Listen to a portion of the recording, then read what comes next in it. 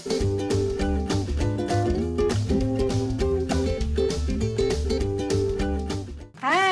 Magandang umaga! Welcome sa ating bagong episode ng Art Smart with Teacher Precious. So, gagawa tayo ng paper dolls, diba? Tingnan niyo ito pong sample ko. Pakita ko sa inyo yung sample kung bakit ko pinili ang mga ito, diba? Gagawa tayo ng paper dolls. So, kung ready na kayo, i-prepare ang inyong paper, pencils, markers, crayons, and scissors.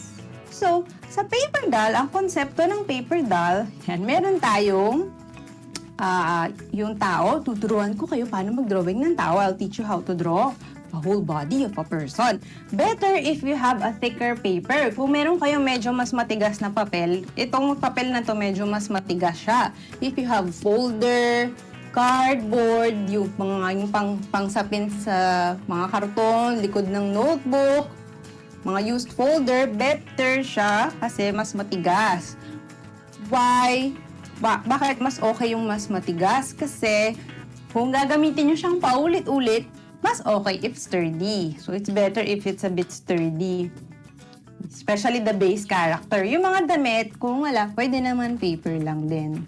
If not, you can just use ordinary paper. Just be careful. Okay? And so, I have a board here. Meron akong medyo mas matigas na papel. Pwedeng Oslo. Yan. Wag lang sobrang tigas kasi gugupitin natin to. We will cut this so dapat nagugupit nyo pa rin. And then paper. And na concept ng paper doll, gagawa kayo ng damit na, tingnan nyo, kasing sukat. Yan. Measured, kapantay niyan, see? Yan. And then, meron tabs or flaps, this one. Ito yung tinatawag na flaps or parang tab. Ito yung pang-ipit natin. Yan. We will use this to secure the clothes in place. Yan. Kumari, ganyan. Okay, yan. Dito, para kumapit siya. Kumari itong uniform. Diba? May tabs. So, you should be careful when cutting. Kung medyo mahirap gupitin, patulong kayo. Yan. Yan.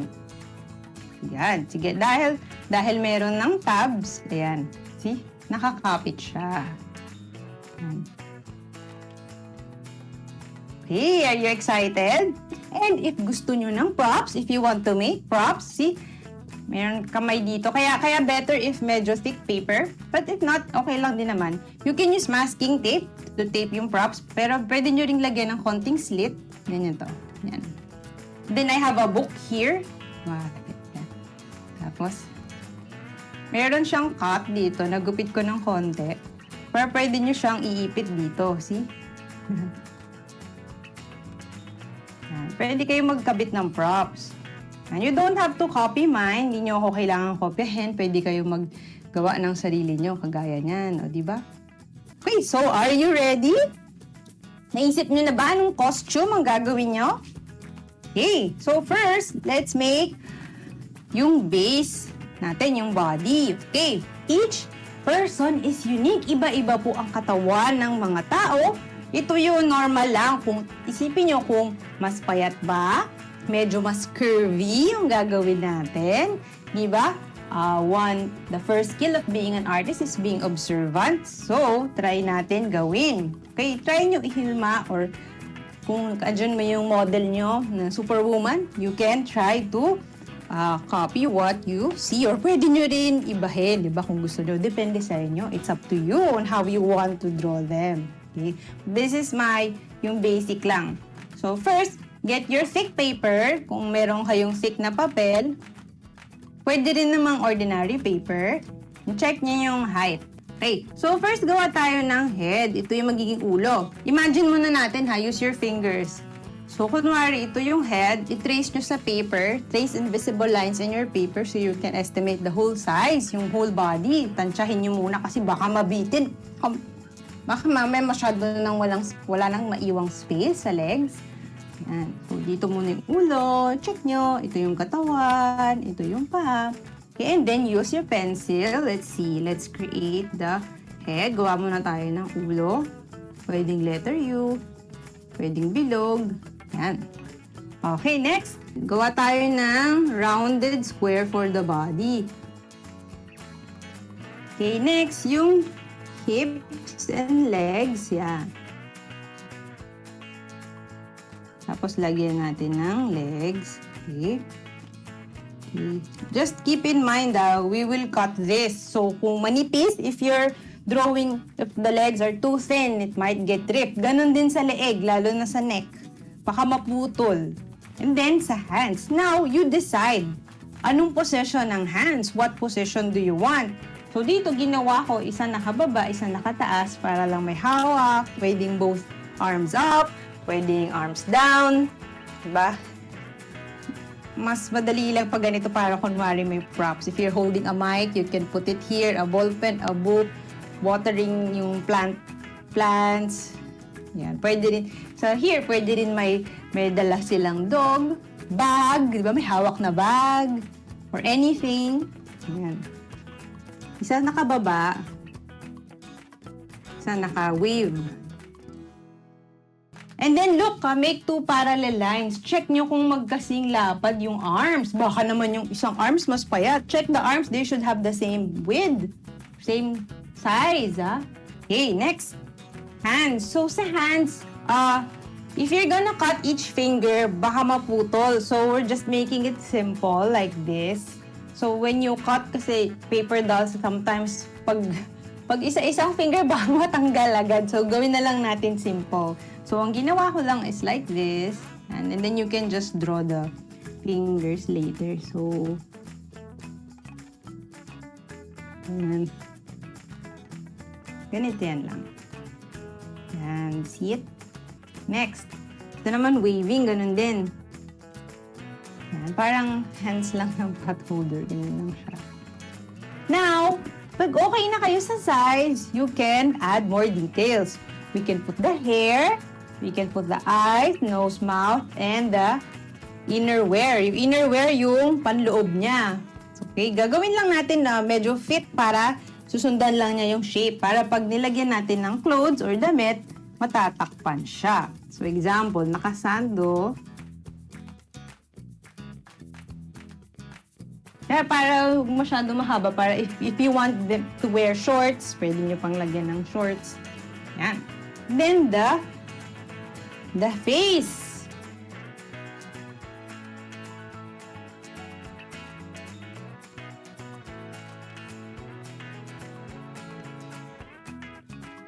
Okay, ngayon, you can trace it. Pwede nyo nang i-trace ng marker. Muna ito. Ito muna gagawin natin yung base. Okay? Then, saka tayo gagawa ng clothes.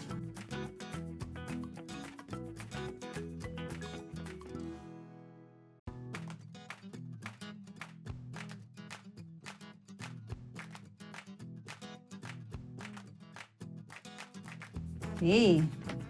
Yan, pwede na natin kulayan.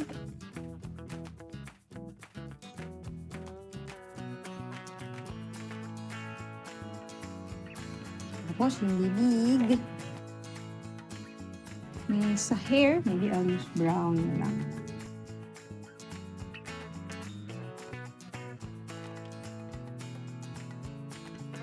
Okay, ngayon yung skin.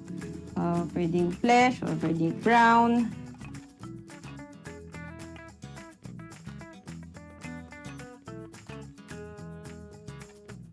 Okay, ngayon, we will cut this. Now, if you're cutting from a big paper, kunwari, ito medyo malaki, you cut it first, ano nyo muna, pwede nyo tanggalin muna yung mga big chunks. Kagaya niyan. So, it's easier to cut. Be careful when you're cutting, ha? Mag-ingat sa paggamit ng gunting.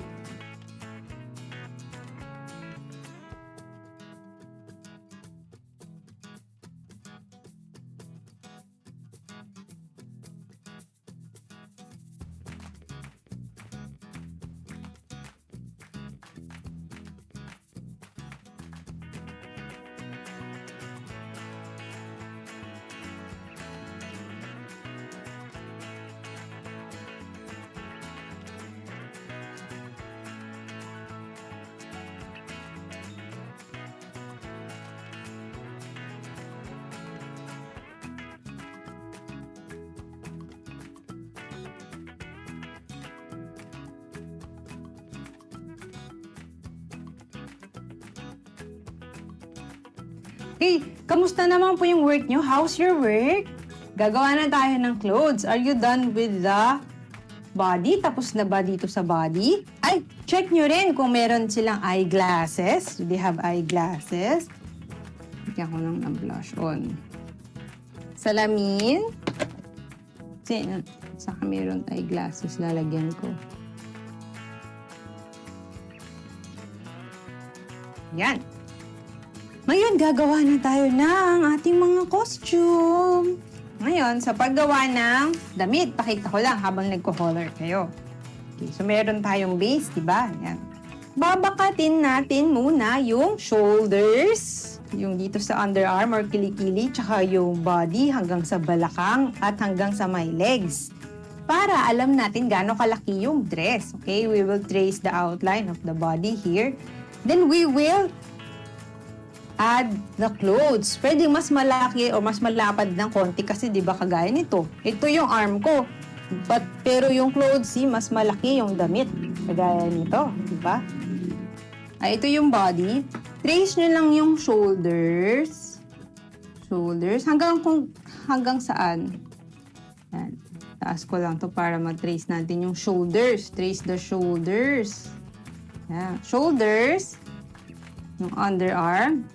Hips hanggang legs. Hanggang sa kung saan yung damit nyo. Kung pants yan, dapat hanggang dito. Yan. Ngayon, meron na tayong outline or guide. This will be your outline, diba? For the clothes. Then you will put clothes on top. Lalagyan nyo ng damit sa ibabaw. So, use your imagination. So, gawa tayo ng shirt. Paborito nilang shirt. Kunwari, medyo puff sleeve. Tingnan nyo ha, the clothes should be larger or wider than the outline of the body. Kita nyo yung outline. It should be, the line or the outline should be inside. Yan. Dapat ganyan siya, sakto. Hindi lalagpas. Okay? Tapos naka-shorts. Kung gusto ko naka-shorts.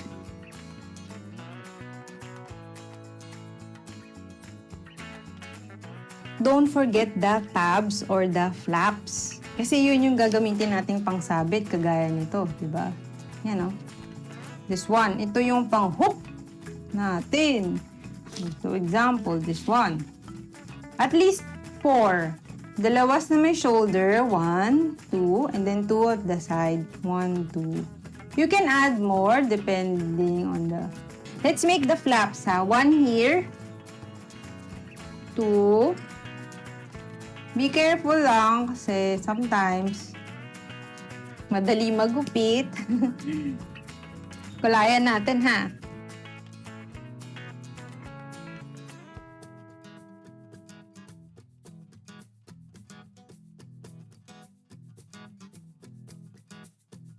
Kuha tayo ng pink dot.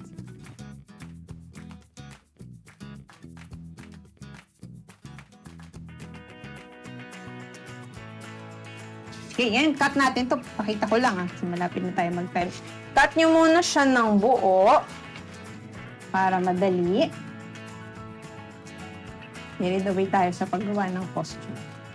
Yan. Flip. O, sige. Out, in. Out, in. Cut here. Yan. Kung wari ito, yan. Out, in, labas. Sa loob uli. Cut, cut. Tapos yung props, pwede nyo gawin din, ha. Kunwari may microphone. Lalagyan ko to ng microphone.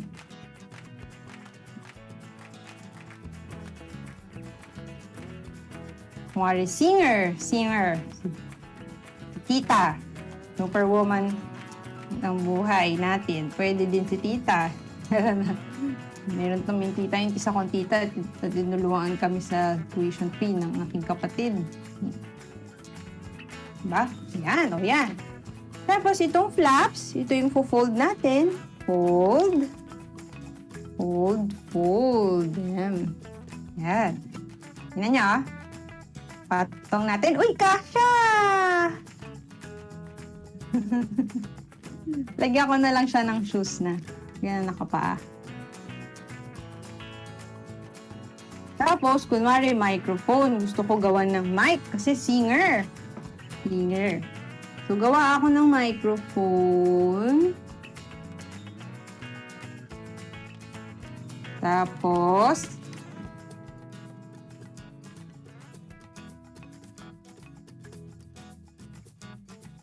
yan. Yan. Kakat natin to. Lalagyan lang natin ng slit or maliit na hiwa. Okay na ba? Okay. Lapit na to. Okay. Lagyan nyo lang ng maliit na uwang dito. Tingnan nyo ah. Tuk. Tapos dito din sa kamay. Tuk. Para pwede nyo ilagay dito. Iipit dito. Ipi-flip nyo lang. Kunwari, mahilig mag-guard water ng plants. Pwede din. Ayan, o, diba? O, na-shoot na siya. Okay, diba? Dito naman, kunwari, si nanay na teacher. Books. Naipit ko din yung book. Eh. Book. Yan. Mayroon lang hiwa dito. Tapos meron din hiwa dito. Shoot nyo lang sila. Yan. O, diba? Nanay na teacher, nanay na mahilig kumanta. Diba? Yan. Talagang maabilidad at mahalaga ang roles na ginagampanan ng mga superwoman ng buhay natin. Diba? Okay? So, tapos na ba kayo? Are you done? Kamusta yung mga gawa nyo? Ayan. So, reminder lang. Magligpit at huwag kalimutan maghugas ng kamay pag natapos na sa inyong art activity. Okay? Alright, so thank you so much for joining us today. So samahan niyo ulit kami next Friday para sa exciting and fun art activities. Okay? Again, remember, know your art, be art smart. Thank you everyone!